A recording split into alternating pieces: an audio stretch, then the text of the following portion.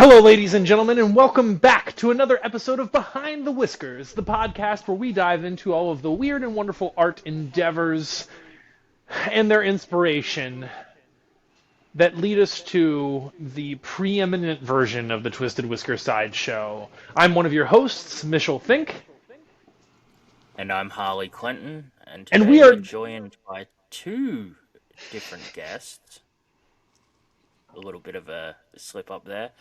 We're joined by Tommie, a prominent member within our sideshow, has helped us on a lot of projects, very talented artist, as well as her friend, a photographer who is now the official photographer of the Twisted Whisker Sideshow. Say hello, guys. Hello, I'm Kaylee. Hi, I'm Tommie.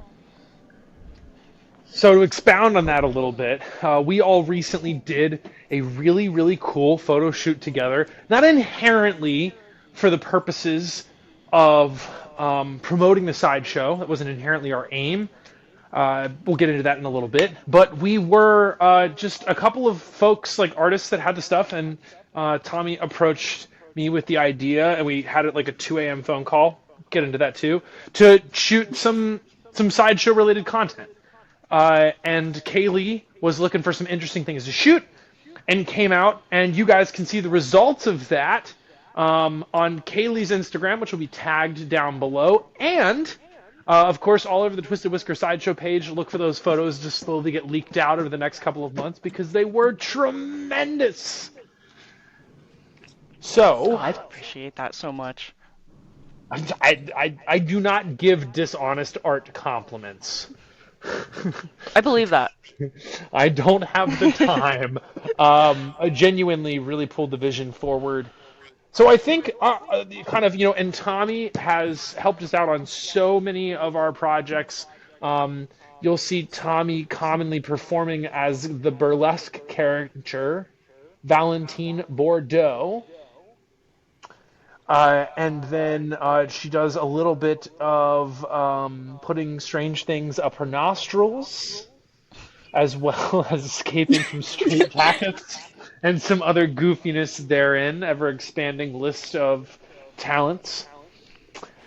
And I guess, really, I'm going to terrifyingly open-end it for Tommie, you, and you, Kaylee, to walk our studio audience through how this photo shoot came together.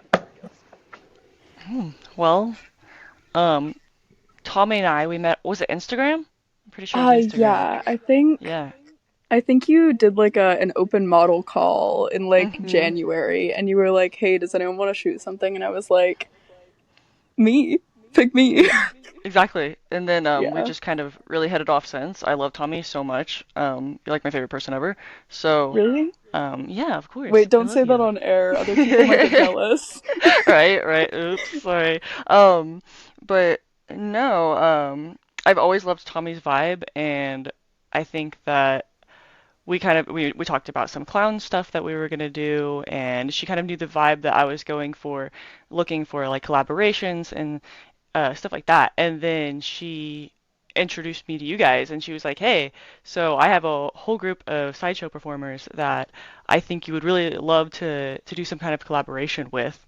And I don't know, it just kind of went from there. We talk over Instagram a lot, and I'm just glad the plans came through and we actually did it. So. Yeah, I remember. So we we had done, I think, 2 shoots together.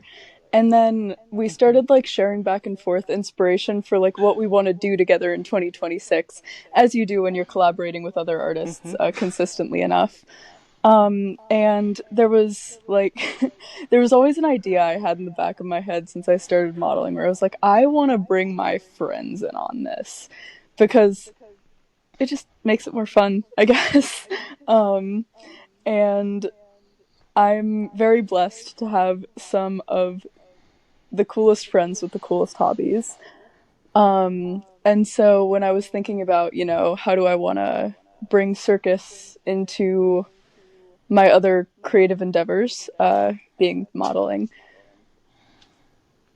It made sense to ask Kaylee first because our energy and like our aesthetics meshed so well.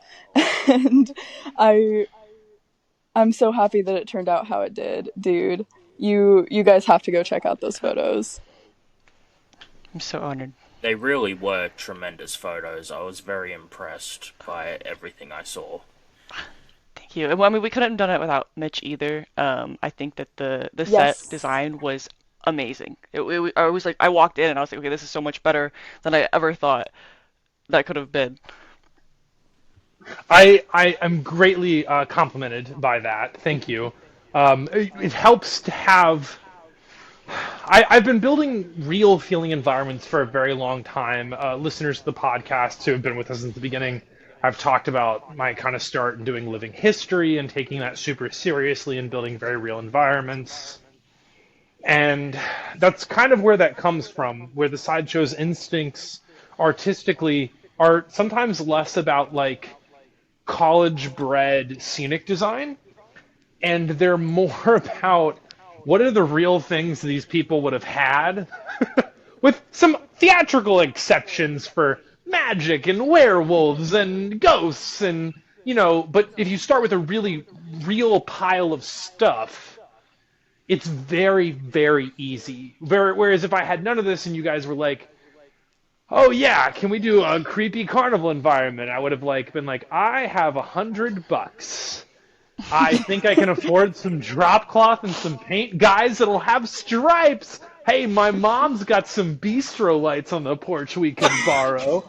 And there is some really, really fun art you can do with that, but then you would have been forced to go super close up, right? We'd be like moving the lights every shot to make it look like it was somewhere else.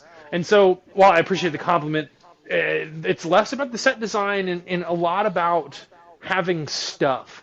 Because one of the things I was taught is that real environments are lived in. Even if you're not shooting, and God, you got some tremendous shots of the stuff. Those are some of my favorite photos. Because it captures that work with like all the makeup brushes piled in a corner and the little things that are just blurred out background. But there's like real stuff in the space, which increases the mind. Bring it to life. Yeah, 100%. I think that's a huge part of it, and to see a photographer that appreciates that and wants to capture it really, really excited us. Far beyond just the character stuff, which I assume that you deal with the character element of that in most of your shoots. What kind of talk to us about your background and what you like to shoot and what you have shot?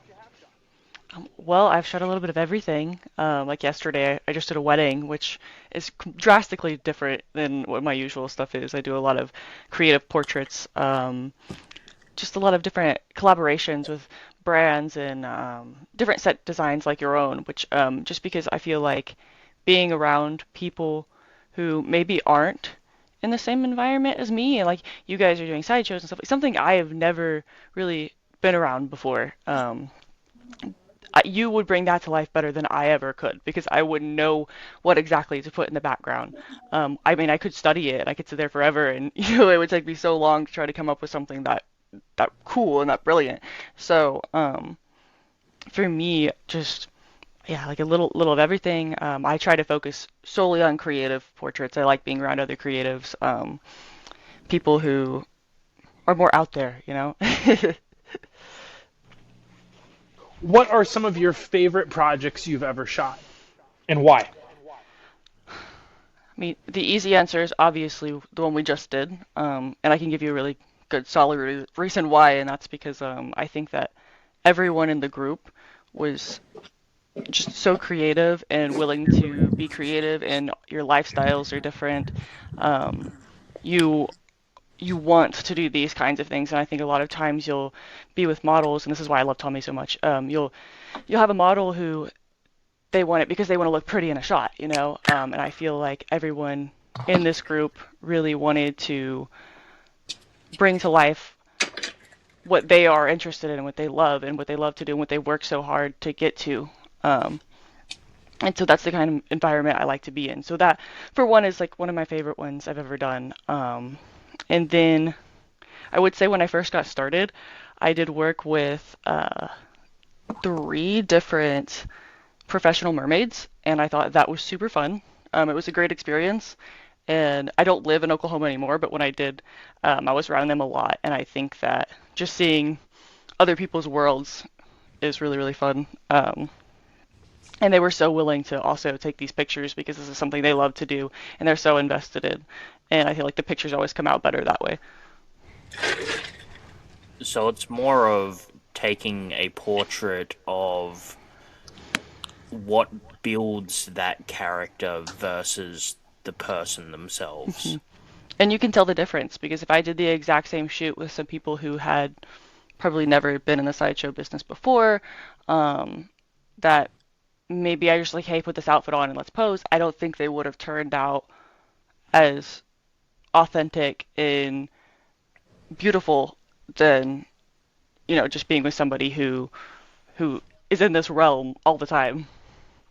So a part of it, like, can you talk to me about this? Is something that's been a personal mystery, and I know that we're just kind of like putting you up That's okay. on interrogation here. The single bulb lamp is swinging above your head, and you're duct taped to a chair right now. So I really do appreciate you putting up with this. But when you're talking about photography, it seems like you're leading towards like the comfortability of the person shooting. I ironically had a really inverse experience because to tattle on myself a little bit here, I hate having photographs of myself taken because I feel like my face is always doing something stupid. And so if I'm playing a character like a monster, like in our show, the sideshow's presentation changes sometimes from like normal people to ghosts. And at that point there, white face, black shadows. You saw a little bit of that eke into this. But like Morpheus went almost no makeup, beauty shading and some eye makeup. A very human version for this shoot because I figured it'd be easier. It's less challenging on the performer, feeling it out. I didn't want to walk too far away from your guys' art premise, which, if I recall, was a bunch of carnies getting drunk after a show. Tremendous. That's also that Really real good at to life thing. Hell yeah, we are. So you put us in environments comfortable, but I found that you were really comforting to the subjects of your portraiture. And I think that was how I felt, was just like, wow, she really knows what she's doing. I'm not going to look bad in any of these angles. And the amount of photographs you returned, whoa! And my face didn't look stupid in any of those. So I think it says a lot about you. Tell us about your process as a photographer and what you found. Give me some horror stories. Maybe omit names. The audience loves to see how the sausage is made, if you will. I have a few, but I really want to touch base on one thing before that, Please, and that's please. how you said like how I make you guys feel comfortable. And I think that for the past 5 years of me doing this, that has been the one thing I found that has helped me is by that, surrounding myself with people who are creative and people I know that I can get along with and feel like I fit in a little bit better. Just sometimes it's, false confidence coming in and acting like I know exactly what I'm doing. And I don't want you guys to feel like I am going to just butcher this because I'm usually very shy and anxious, and I've kind of grow out of that a little bit because if I'm that way, how are you guys going to feel? And so I always really do try to read people and see what I can do to make them a little bit more comfortable throughout the session. And it's all just the individual, and then sometimes that doesn't work out. Sometimes the vibes just aren't there with the person that I'm shooting with, which kind of goes into the horror stories of things. I've had a few. Uh, I think that there are people that maybe I haven't connected with, and maybe their vision of the shoot that I have, they're just not, it's not clicking. And for example, not to say that this is a problem in any way, but people who are a little bit more on the like swimsuits and bikinis and wanting to just really put themselves out there in a way that maybe I'm looking for a more creative side of things. Um, I don't know how to shoot it. Like I start feeling like maybe I'm gonna make them uncomfortable. Maybe I'm just I don't know. It's just not if it's not my vibe. It's just for me. That's kind of where I butcher things. That's where I'm like, okay, maybe this isn't my realm. Sometimes I'll do it with a wedding. If the couple is maybe we don't click very well. I'm a little bit more on the alternative side of people. And I think that if maybe the couple is looking for something super bright and airy and very, you know, maybe Macy's photos, something very posed, something very bright and airy, as the editing style will be called. Those are the kind of sessions that I don't do well with, and I think that everyone has their faults, and I'm just kind of finding that, and that's why I stick towards the creative side of things. I do really like how, even though it was a serious shoot, you managed to capture all the goofy sides of everybody.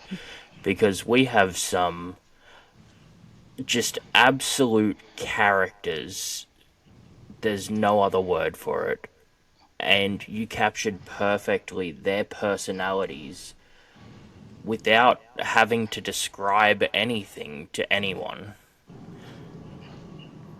That's what I'm aiming for, really. I genuinely think that everyone there was just such a breath of fresh air from, doing a lot of more corporate-esque shoots, being to be around people who are just so like out there and fun, and you guys made me comfortable, which ultimately made the set just perfect.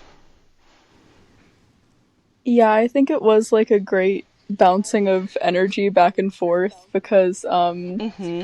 like when we first came in, we were running around trying to get ready, trying to set everything up. I hadn't seen you in a while. And then as we started shooting, like you were having ideas and we were having ideas and we were like pulling up Hmm. reference poses and stuff and like Oh, um I don't know, I feel like it does go back to the comfortability of like the photographer and the model and the performers because I know in the beginning we were a little bit awkward. But like hmm. Hmm. yeah, but you were so excited and you were so nice that like we kind of got a little bit more hyped. We kind of got a little bit more excited. And I think that from Hmm. that you'll see in the photos a lot of like laughing and smiling that like usually when we like as characters and as people try to take photos, we try to be very serious because we're circus people and we need to take ourselves seriously, ironically enough. But Uh, uh, yeah, yeah, right, right. Um, but like, sorry, I lost my train of thought with Harley's sarcastic laugh. Anyways, Sarcasm? Me? I could okay. never.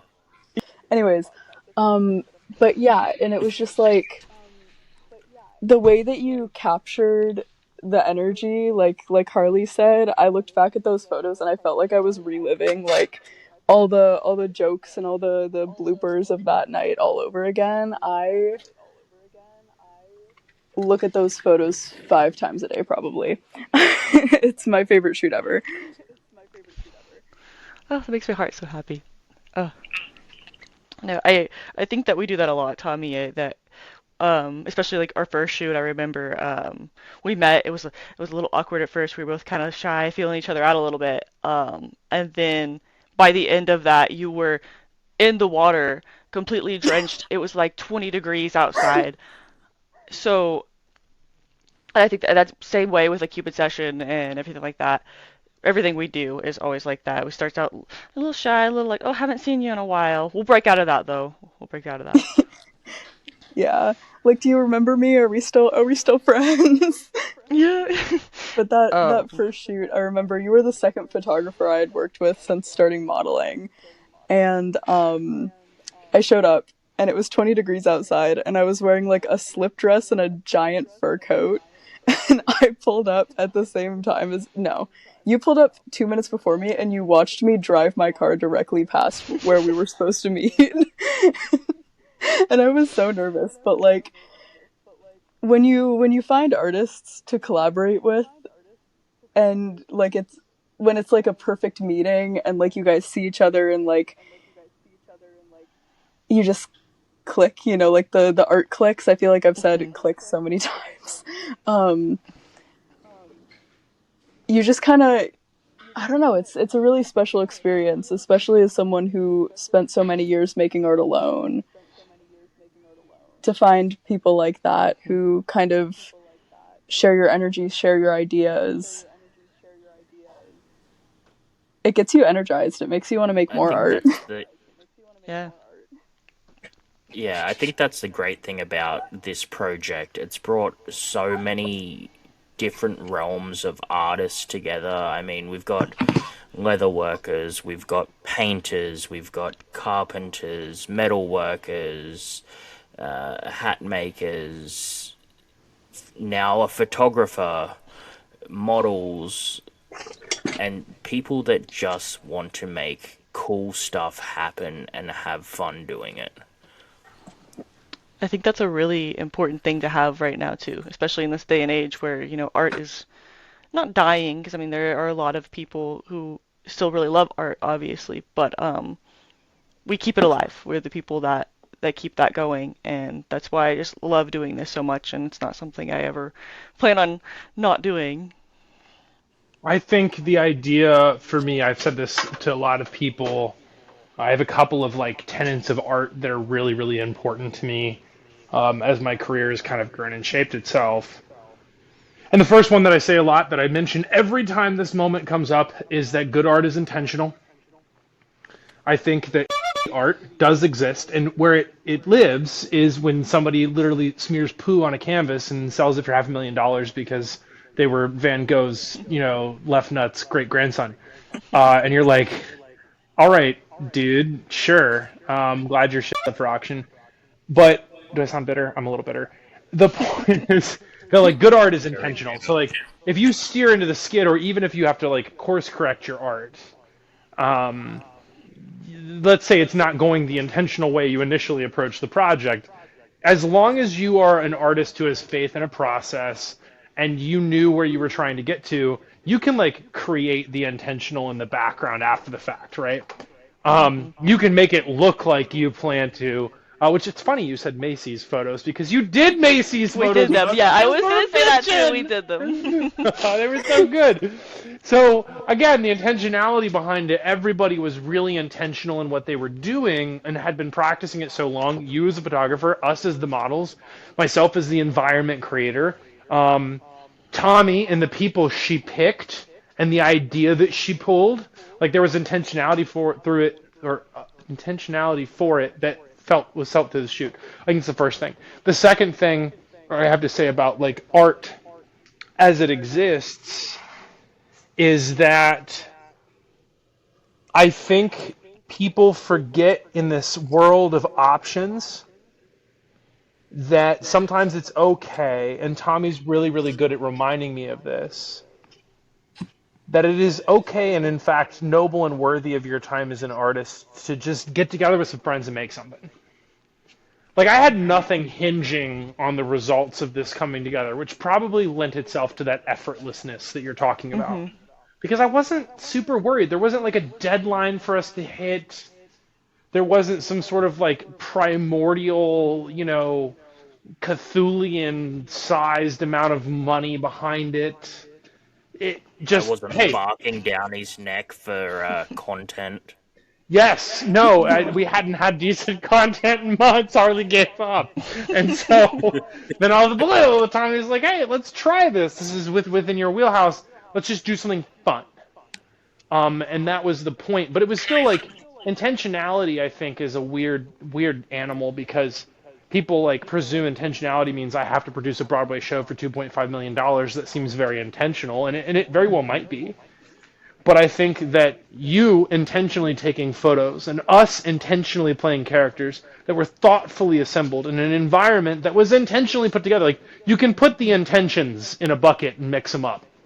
And as long as everybody's focused to some degree or practiced, it can be a fun time and produce really good art. That being said, you said that in today's world, art is kind of diminished some.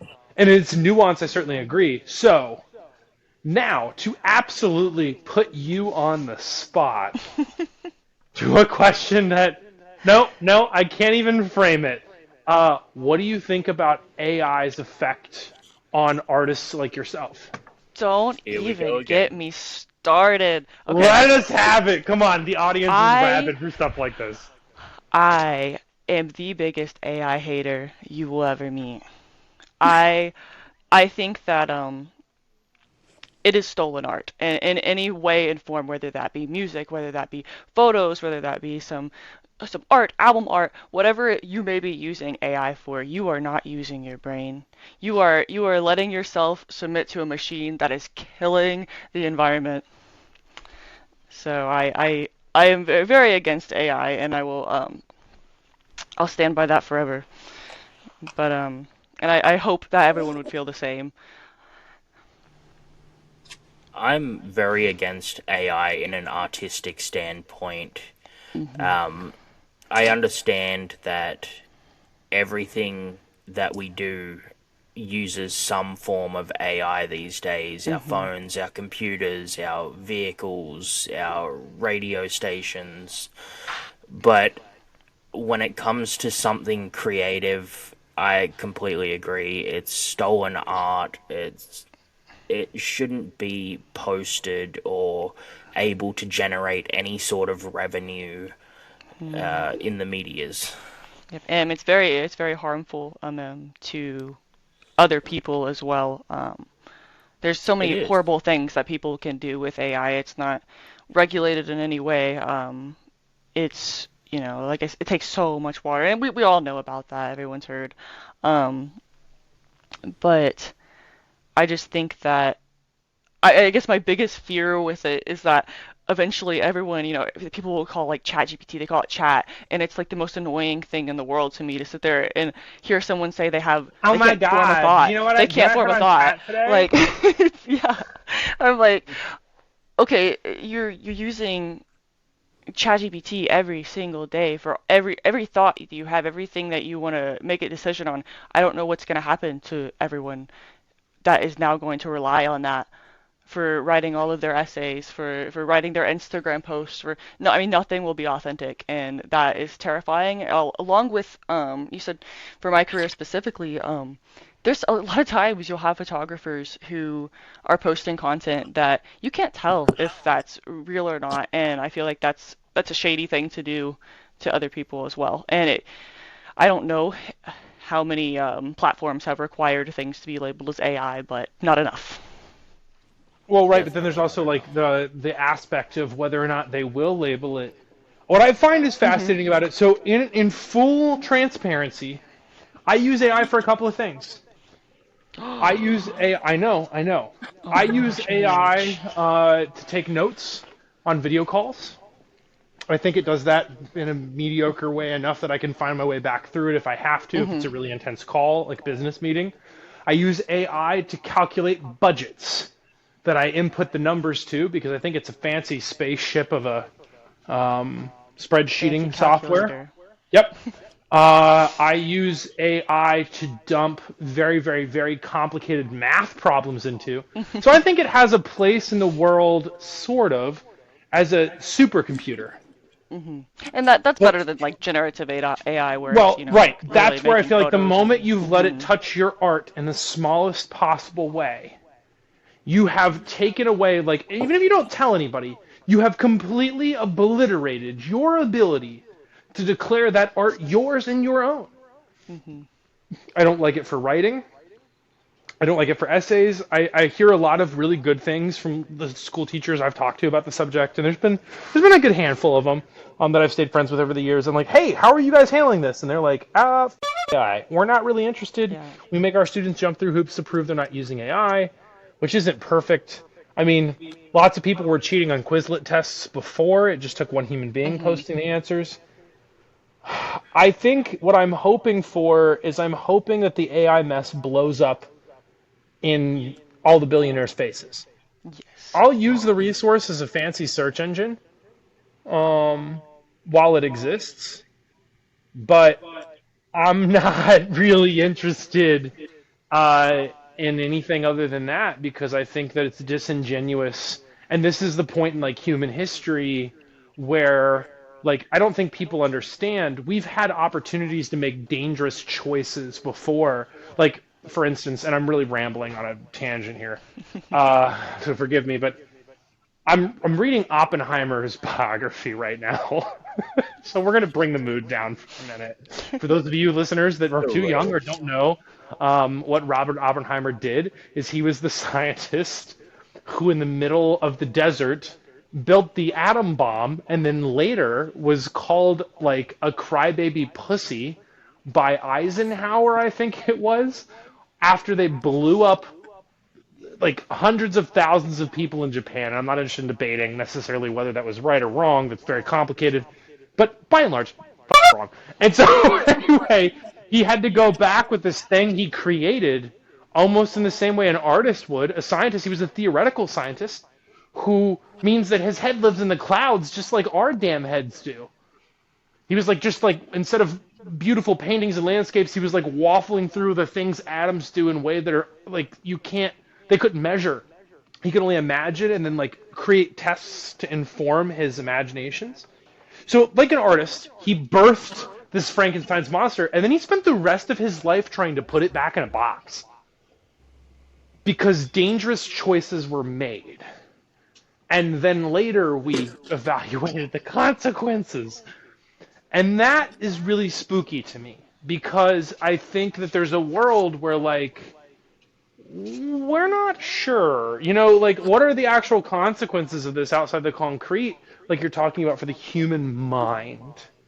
What effect does this have? Like, we already see that social media is frying people's brains. Sometimes it fries my brain. I have to take breaks. Guilty. Yeah.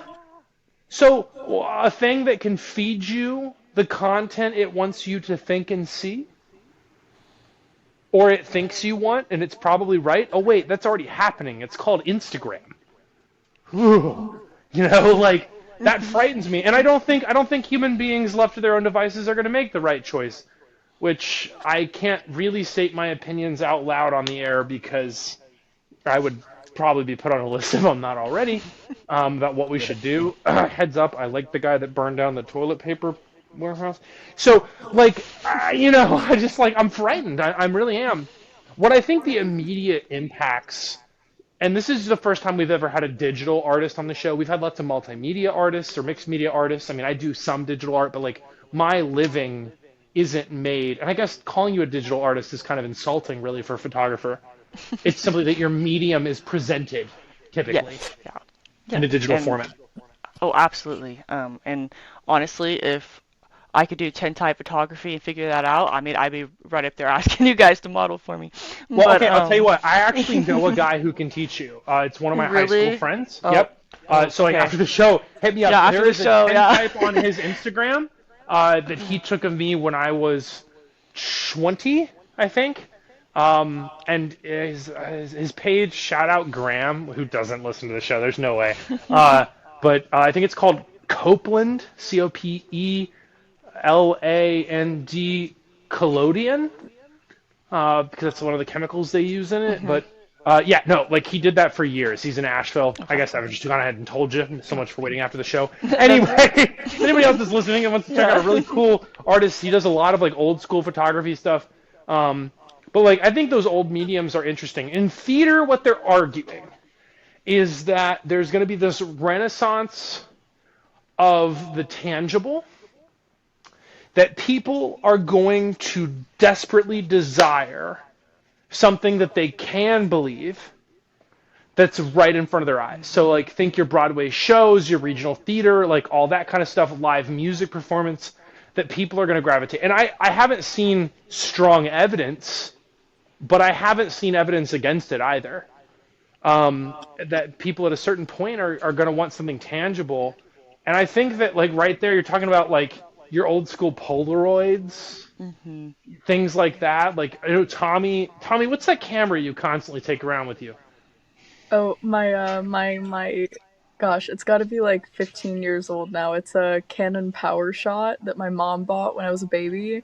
And then she didn't use it for like however long I was a baby for. And so I asked her for it, and you'll see actually on my Instagram, I carried it to, I think, every single show that I've done with the Sideshow. And I'll take wonky little behind the scenes photos because I do love seeing, I guess, the tangible side of things, the side that we don't really drag to the stage but is still very much there. 100%. And I think what's neat about that camera is though it is a digital camera, it's not shooting on literal film. It does have, Kaylee, forgive me because I'm not a photography guy, thumbprints that are very obvious to anybody who's looking that that's not a digitally altered photograph. Mm-hmm. No, And and so I actually I love that. I have like a little camera that I bought because I don't know if you guys have seen how expensive disposables are, how film is and everything. Right now, it has gone up tremendously. maybe an Um, indication of people wanting it's the tangible, we hope.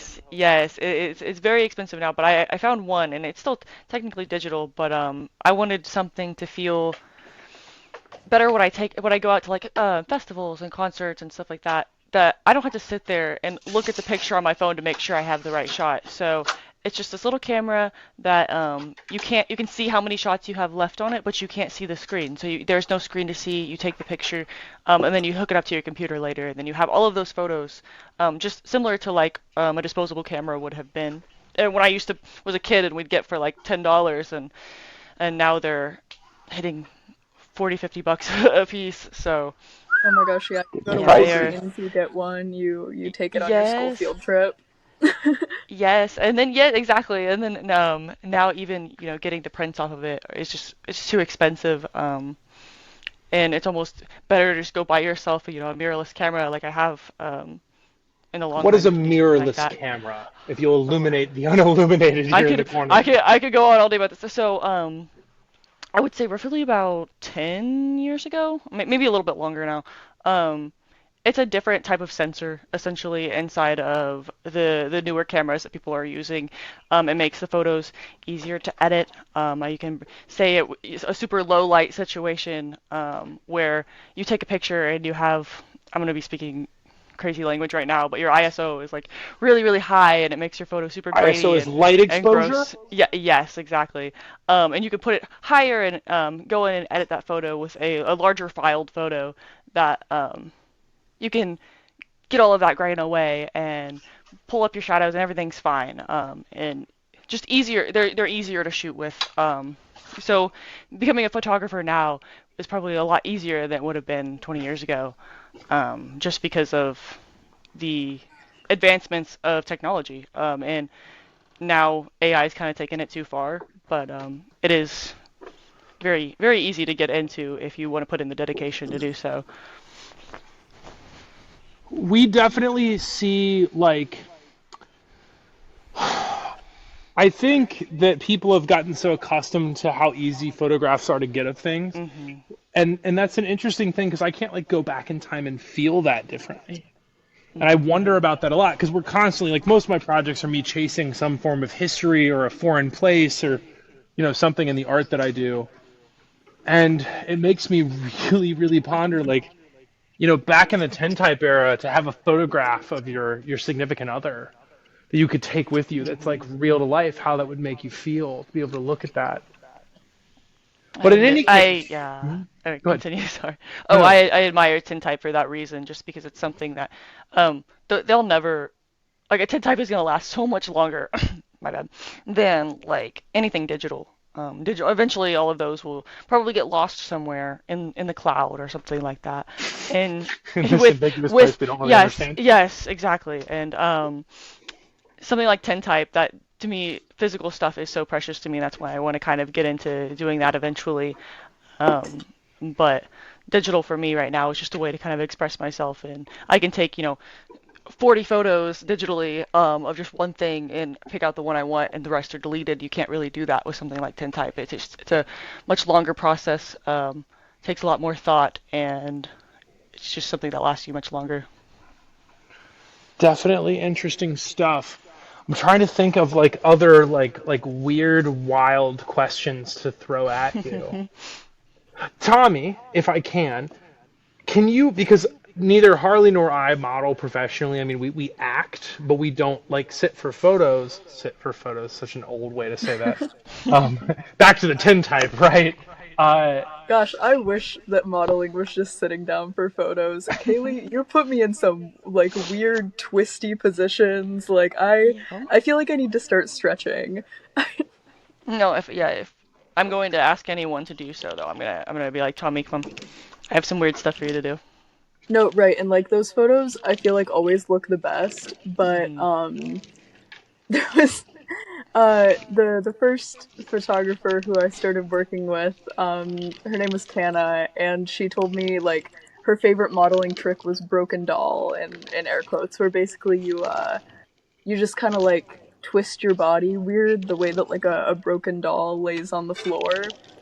And there was the first time we ever shot together. There's a photo that exists somewhere between our social media platforms, where I'm like on a ramp on like a walkway, and I'm doing the broken doll pose.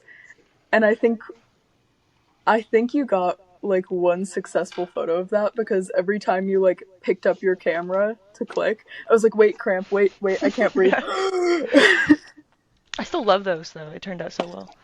Yeah. Sorry, I didn't let you finish your question. no, no, what you're saying was really interesting, which is the whole aim of the show, right? Is to let interesting people talk about their interesting art things. And to cut off Mitch. Cut off Mitch halfway through all of his thoughts. I'm really easy to distract. That's totally fine. And if you guys don't do it, Harley will. Um,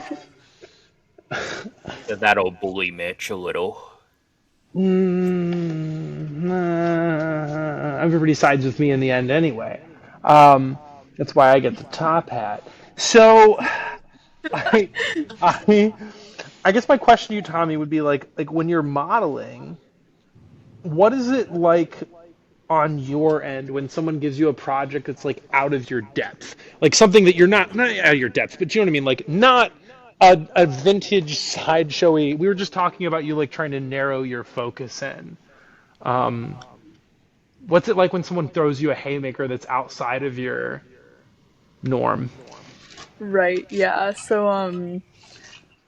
I am looking to hone in my focus, because a lot of like there was a little 2 month period where I was trying to do all of the like everything I possibly could, and I was trying to like be dynamic and try everything. And I mean, I did it. I it was a lot more stressful a lot of the time. Like if a photographer came to me with an idea, I'd be super excited and I'd be super honored, because like I always feel like when someone trusts me with a vision that they have that they want to bring to life, that's such a cool trust for someone to have in you. But gosh, I was burning my hand with a hot glue gun at 5 a.m. trying to finish this before driving to a shoot at 7. Like it was very stressful, and I found that working with ideas that I personally didn't click with, just they didn't excite me, and I started to burn out. I was like, I just wasn't thrilled to be doing something that I spent so long like trying to do.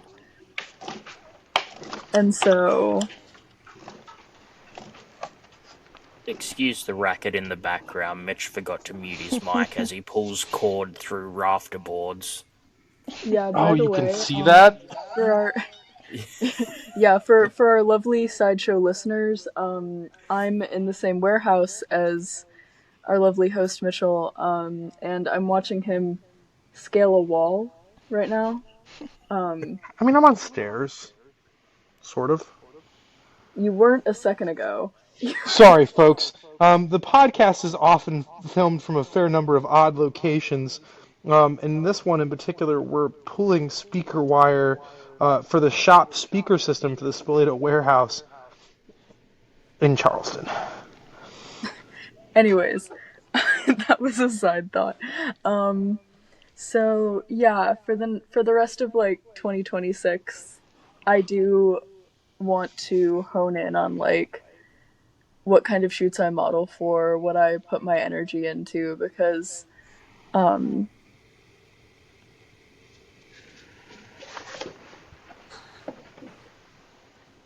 Because because you're staring at me tauntingly. I'm gonna do the rest of this in my car. you were talking about But honing in your focus right, yeah, to like for what purpose? Why not just take honing all of the in shoots? honing in my focus while not being focused at all. Um, yeah, cause like, sorry guys.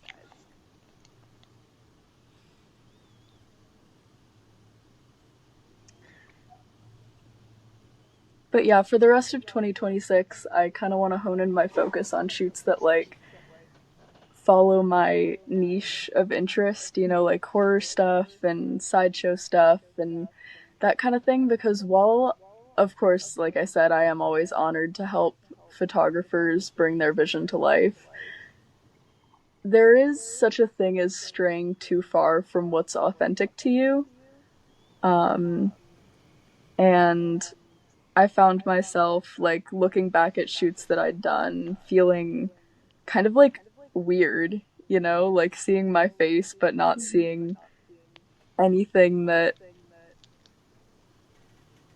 I get excited about, you know.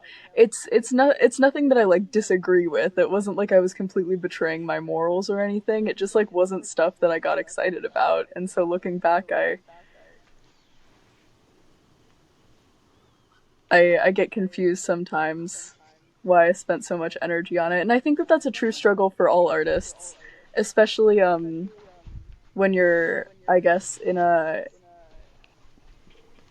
kind of valley in your work where you don't really know where to go or where to walk, or there's nothing you're running towards, where you just kind of start doing stuff, but then you let that stuff like sweep you up, and you start, I guess, taking the wrong things too seriously, and then you let them stress you out and you let them burn you out.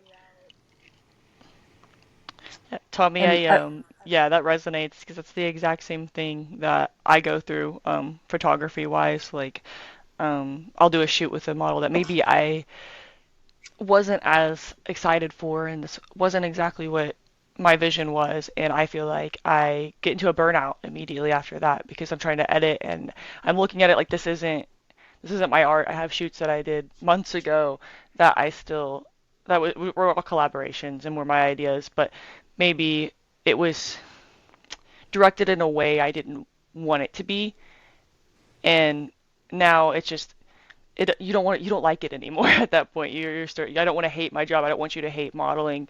Um, Kind of feel like you maybe so yeah, betrayed your own art on accident. exactly. Accidentally, yeah. So just do what resonates with you and what you think works for you best, or that this is the vision you're going for. And if any photographer's like, hey, I want to do this shoot, or switches it up on you, don't do it. Because you don't want that to ruin how your look is on your outlook on every other shoot you do after. thank you, yeah, and I feel like that is true in really all aspects of the art world. I know I I met our hosts at a haunted house that will remain unnamed, and God rest its soul in hell. oh right, I forgot that part. Sorry. And for most of our time spent there, I think, unless they were building something that they had personally suggested that got picked up, there was a lot of there were a lot of cries, shrieks, and screams from the upstairs office that were not being recorded for audio. It was like Mitch said, stealing his words directly, betraying your own art is such a painful thing for an artist to have to do.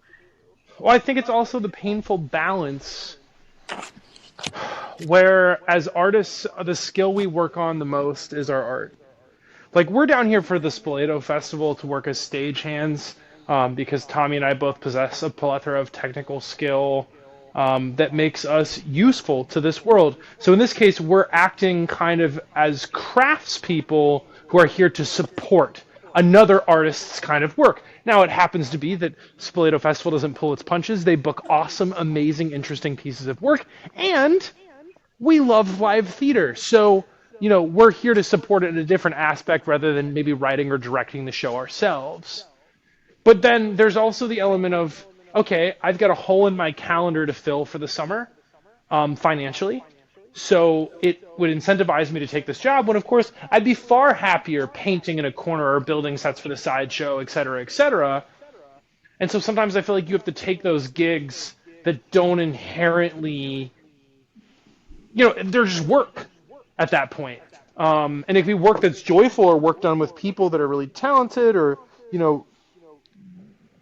good to work with.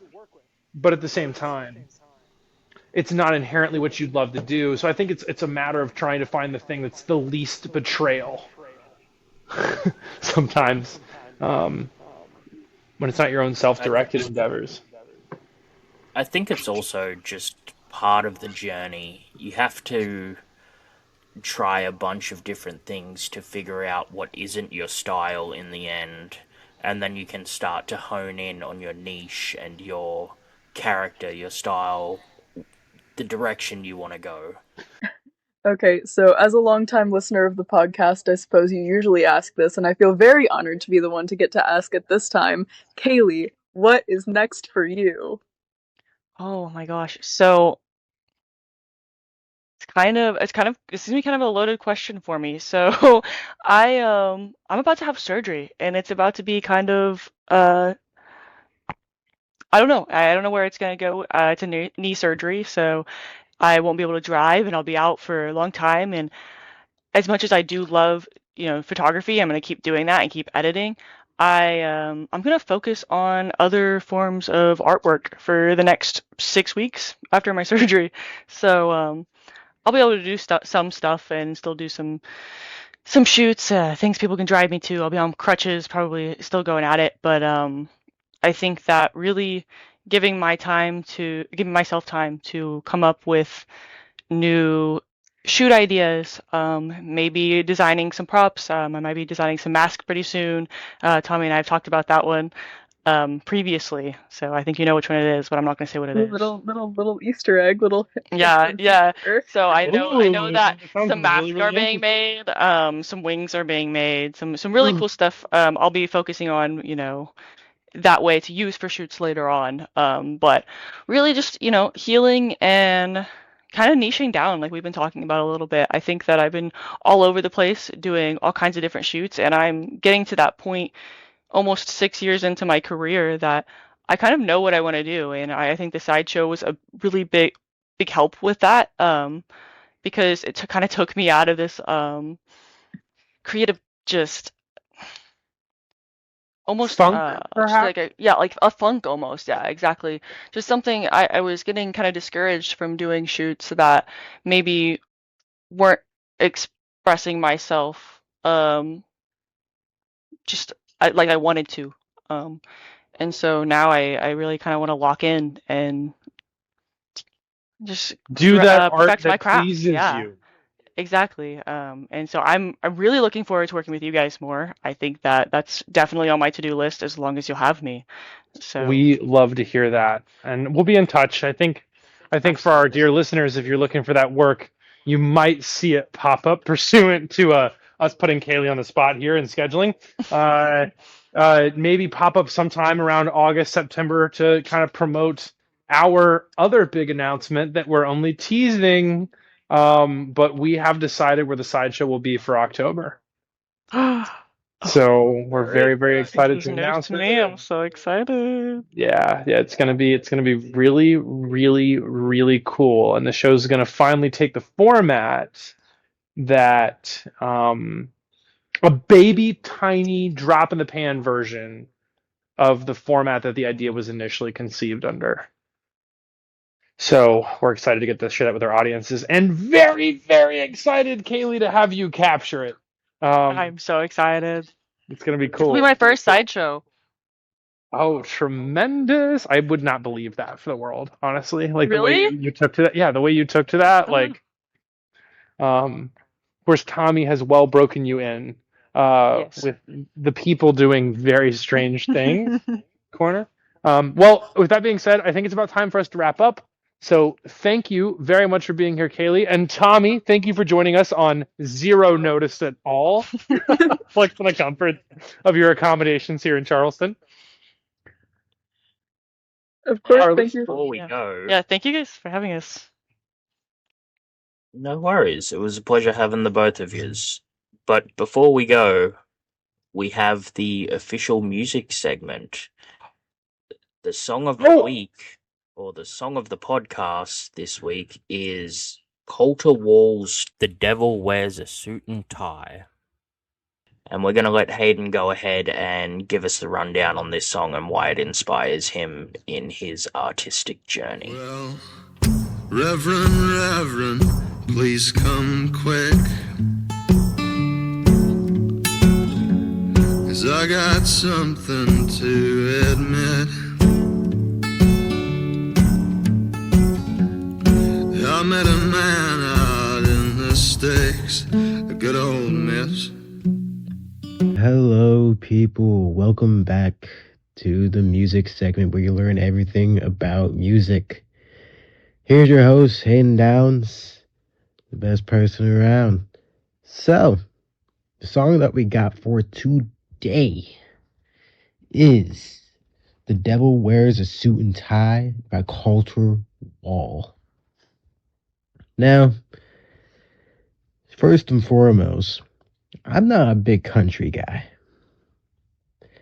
And I've been like a little dabbled on in the country and whatnot. I was like, I've never been a big fan. Some people hate on me for it. And just honestly, some people don't care. And with the newer country, I could care less. But then a couple years ago, I heard Coulter Wall, The Devil Wears a Suit and Tie on Instagram. I was like, whoa. Like I saw the guy, it's like he might have like a high, not kind of low voice. Like, nah, that man got a deep voice. Really deep voice. And man, he can sing and he can play that guitar well. It's phenomenal. All sorts of blues in that song. And I don't know much about Coulter Wall, but all I know, he does really good country. Some sort of outlaw country and kind of slow. I don't know. And honestly, I don't mind it. And how it kind of relates to the group is like when we're not doing a show, I just imagine around like a bonfire, all of us hanging out, cooking some food, and just talking. And that's like in the background of something that's like background music. That's a good example of that song. And with some of the folklore of blues music, the devil comes back, tries to get you. And he can change into anything. The devil wears a suit and tie. He can be doing that as well. And I don't mean to get all religious and whatnot, but that might happen. That's what the really song is about, is the folklore of the devil will come back for your music. He might wear a suit and tie. I definitely did not learn that from Sinners. Because they said that as well. But it's a really great song. And I love the guitar work in there. I tried learning it. I only know like the first opening of that song, and I can't do it anymore. It's all fingerstyle. Fingerstyle is way different than picking. He used all 5 of his hands for his picking hand. It's a very weird technique. I can do fingerstyle, but not as good as other people.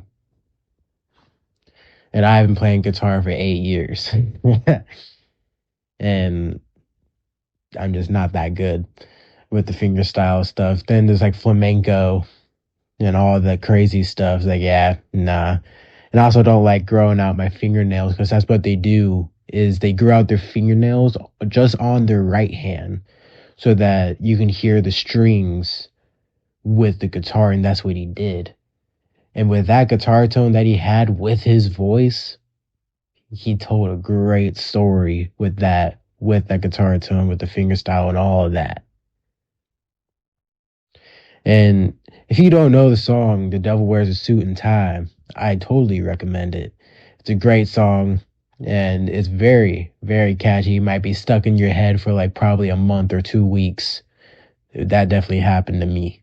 But this is the end of the music segment. I hope y'all like the music for today. Till next time. Well, folks, that was a real banger. Wow. Do you think they'll catch on that we don't record these as straight through moments? I certainly didn't just tell them. Okay. That was a great song, If you Hayden. didn't Thank tell you. him then, you totally told him last week. Did I? Oh, shucks. This isn't a running joke in the making. I would never do anything so cliche. Not at all. Thanks. Shout out to Hayden for putting that together for us, buddy. Our musician extraordinaire. But yeah, thanks for being on the show, guys. I look forward to creating more art with all of you. Yes. And everybody, go ahead, follow the socials. I'll drop Kaylee's social in the bio and in the social media posts, as well as tagging Tommie. And again, we'd really love to see your art, so please share something with us. We love looking at it. It inspires us to continue our creative journey as well, to know there are other artists out there following their passions and doing real, not AI generated art. Hell yes. Death to AI.